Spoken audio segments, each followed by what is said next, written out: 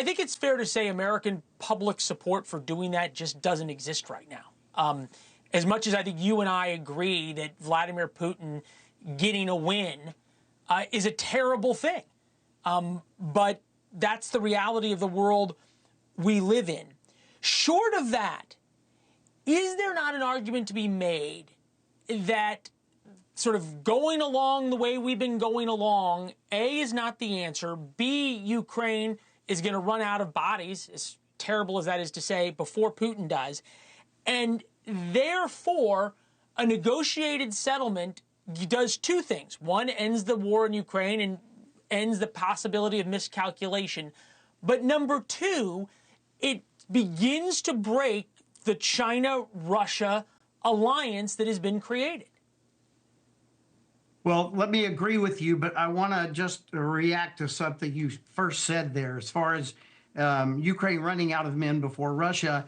If you just look at the sheer numbers, that's the conclusion you would come to.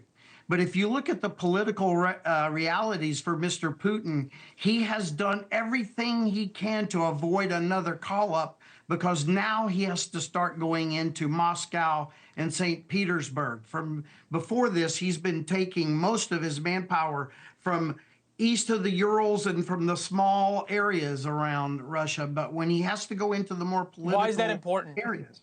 I'm sorry? Why is that important?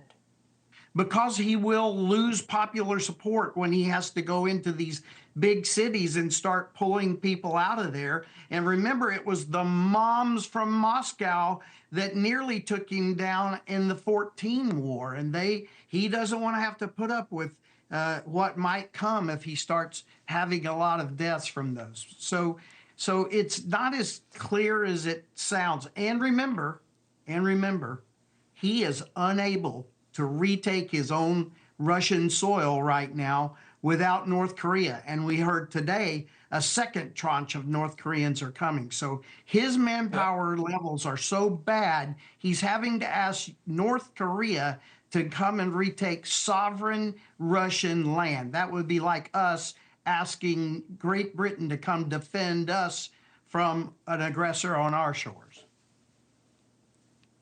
I thought you were going to say Canada, which would be even far, far more embarrassing, or the French. But I guess don't say anything about the French. They were the ones who helped us out in the revolution.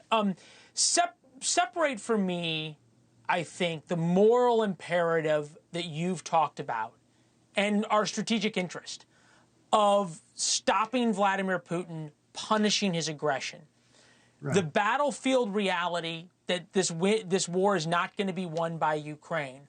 And then I was talking to Bill O'Reilly earlier, and I think he made an excellent point, that we cannot look at this just in the vacuum of Ukraine versus Russia. You have to look at this as Putin and China.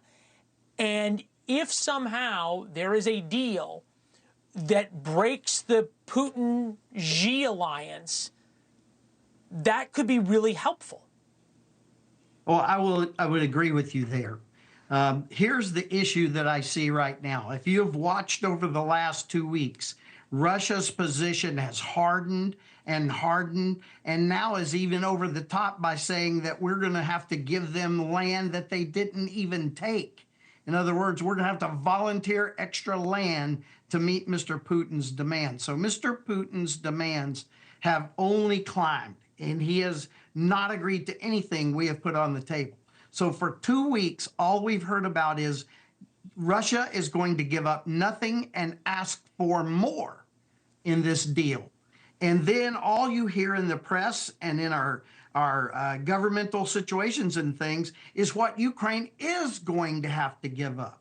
Now that's where we should be thinking about the moral imperative of what's going on here. And I do agree with you. Everything that we do in Ukraine is setting the tone and the actual policy for China. If China looks and sees that if you threaten America with nukes, or if you threaten to make the straw off the war, America will back up, then what is the lesson that China is learning? So I think very much like you said, we have a dynamic that is not well understood about how this war is affecting the way that China looks at us the way North Korea looks at us, and the way Iran looks at us. Thanks for watching. Go to joinnn.com to find NewsNation on your television provider. And don't forget to click the red subscribe button below to get more of NewsNation's fact-driven, unbiased coverage.